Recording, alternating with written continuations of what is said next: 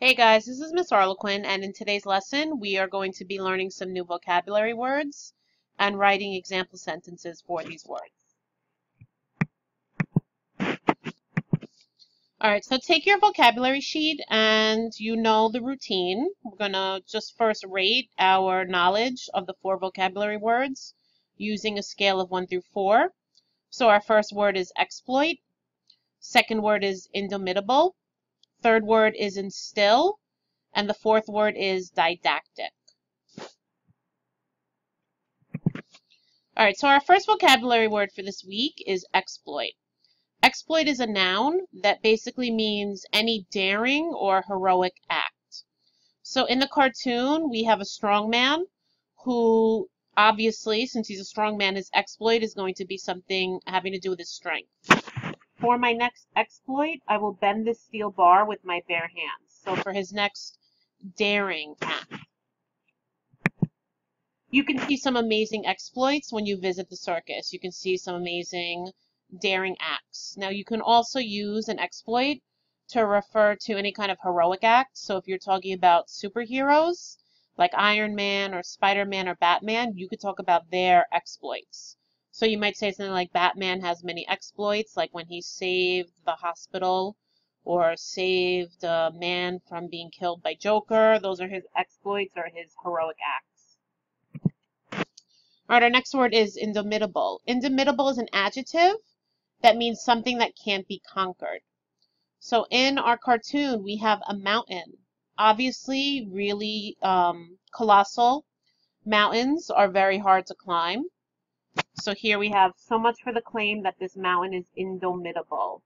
So some people claim that this mountain is unable to be conquered. However, you can see in the cartoon that there's a shop that's set up at the very top. And the only way you'd be able to set up a shop like that is if it was a very easy mountain to climb. So just a little bit of humor.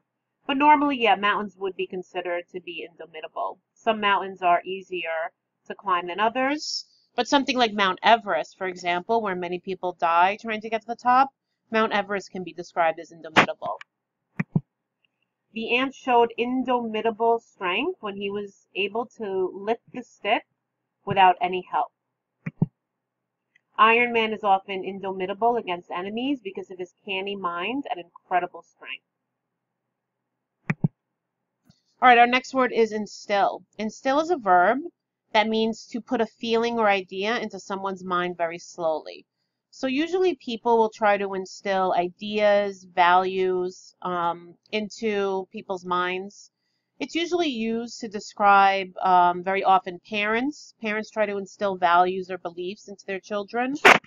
I want to instill in you. So you're instilling the idea into somebody.